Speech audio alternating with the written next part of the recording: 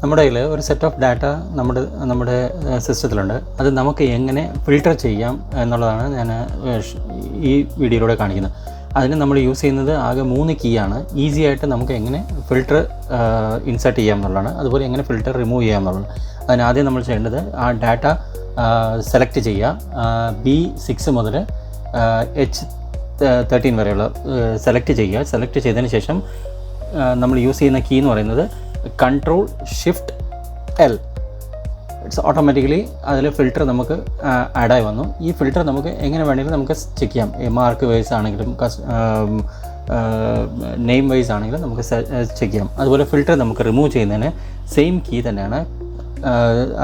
Select ചെയ്യുക, data columns and rows select ചെയ്യുക, then shift Ctrl then L, remove.